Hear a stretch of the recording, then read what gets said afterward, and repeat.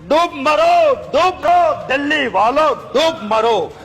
जब 400 रुपया गैस का सिलेंडर था तब एक मंत्री वीरांगना हो जाती थी और गैस के सिलेंडर पर चढ़ बैठती थी। लोग पूछते हैं वो मंत्री जी कहाँ है?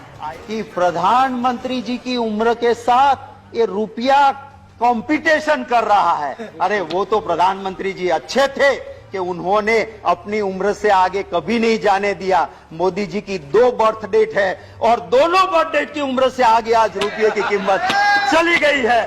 वो कहते थे रुपया गिरता है तो समझ लो दिल्ली की सरकार की इज्जत गिर रही है। मैं आज कहता हूं कि आपने तो रिकॉर्ड ब्रेक कर दिया। धन्यवाद। आओ तो सही। मैं महंगाई पे चंद लाइनों के साथ मेरी बात शुरू करना चाहता हूं। महंगाई पे, हाय रे भाजपाई महंगाई तूने कैसी आफत ढाई, हाय रे भाजपाई महंगाई तूने कैसी आफत ढाई, देशवासियों के जीवन को बना दिया दुखदाई।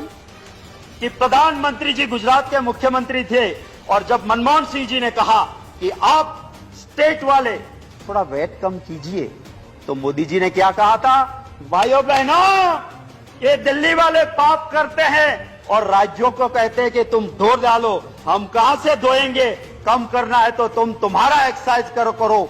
तुम्हारे पाप से पेट्रोल डीजल बढ़ता है, हम वैट कम नहीं करेंगे। ये मोदी जी ने खुद कहा था। वीडियो है मेरे पास, मेरे खिलाफ प्रिविलेज करना, मैं वीडियो दिखा दूंगा कि 1 पैसा कम नहीं किया था वैट का। कहते थे 2014 में बहुत हुई महंगाई की मार, अब लोग कहते हैं बस कर मोदी सरकार। मैं ये भी कहना चाहता हूं कि सच को परेशान करने या जेल में डालने से ना रावण का शासन सलामत रहा था, ना कंस का रहा था, ना अंग्रेज का रहा था। आपका कहां से रहेगा? मैं आपको यह कहता हूं, आपके जरिए महोदय, वित्त मंत्री जी, मैं उसकी बहुत इज्जत करता हूं, बहुत शालीन है। और मैं जिस यूनिवर्सिटी की बहुत इज्जत करता हूं, जवाहरलाल नेहरू यूनिवर्सिटी, जहां से बहुत अच्छे अच्छे लोग निकले, उस जेएनयू की वो पास आउट है, वहीं से उन्होंने शिक्षा ली है। जिनको कुछ लोग शासक पक्ष के जुड़े हुए कहते हैं देशद्रोहियों का अड्डा, गुंडों का अड्डा, मैं उस जेएनयू का बहुत समर्थित हूं।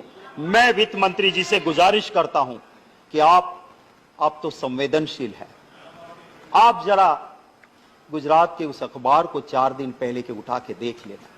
एक एजुकेटेड बंदा सुसाइड करता है और एक सुसाइड नोट में लिखता है कि मैं मर रहा हूं, मैं पढ़ा लिखा, मुझे रोजगार नहीं मिला, मजदूरी करता हूं पर महंगाई इतनी है कि मैं मेरे घर परिवार का पोषण नहीं कर सकता हूं, मैं आत्महत्या कर रहा हूं।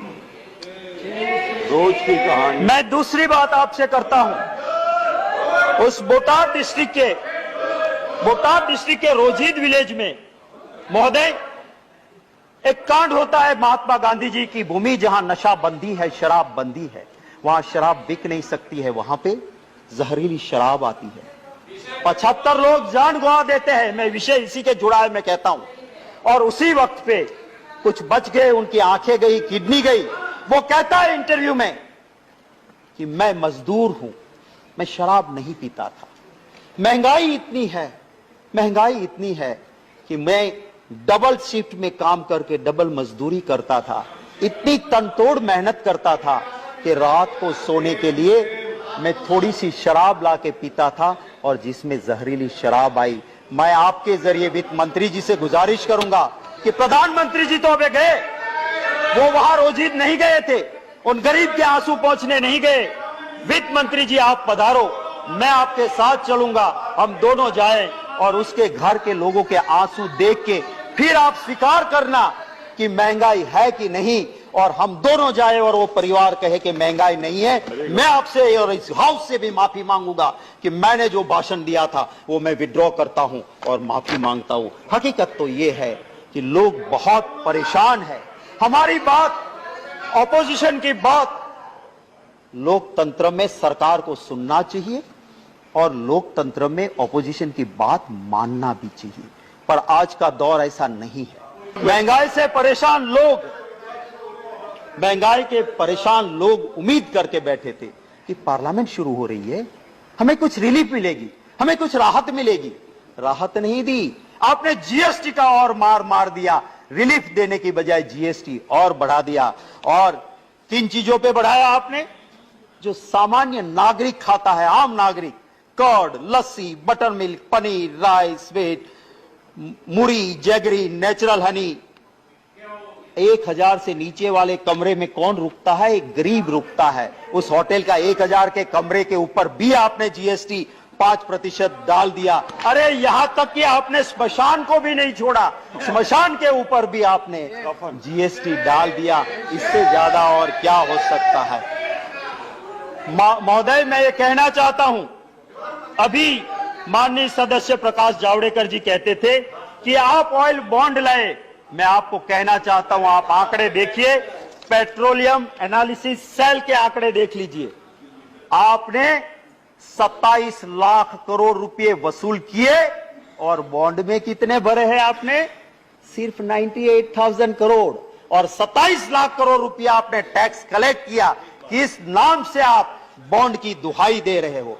मैं महोदय जावड़ेकर साहब, माननीय सदस्य श्री कह रहे थे कि इंटरनेशनल मार्केट, मैं याद दिलाना चाहता हूं कि इंटरनेशनल मार्केट रसोई गैस एलपीजी जिसे तय करता है सऊदी अरामको, हमारे वक्त में 2013-14 में इस सऊदी अरामको के मुताबिक 885.2 यूएस डॉलर पर मैट्रिक टन एलपीजी का प्राइस था। और उस वक्त हम देते थे बॉटल 400 से 415 में। आपके वक्त में मार्च 2022 में 769 यूएस डॉलर पर मैट्रिक टन एलपीजी, माने सस्ता हो गया। और आपने 400 से 1100 रुपया गैस का सिलेंडर कर दिया। जब प्रधानमंत्री जी मनमोहन सिंह जी थे, महंगाई के लिए डॉलर की कीमत और रुपये को साथ गिनते हुए मोदी जी ने कहा था कि प्रधानमंत्री जी की उम्र के साथ ये रुपया कंपटीशन कर रहा है। अरे वो तो प्रधानमंत्री जी अच्छे थे कि उन्होंने अपनी उम्र से आगे कभी नहीं जाने दिया। मोदी जी की 2 बर्थ डेट है और दोनों बर्थ डेट की उम्र से आगे आज रुपये की कीमत चली गई है। ये हकीकत है। वो कहते थे रुपया गिरता है तो समझ लो प्रधानमंत्री गिर रहे हैं, उसकी इज्जत गिर रही है। वो कहते थे रुपया गिरता है तो समझ लो दिल्ली की सरकार की इज्जत गिर रही है। मैं आज कहता हूं कि आपने तो रिकॉर्ड ब्रेक कर दिया। धन्यवाद। आओ तो सही कि कौन गिर रहा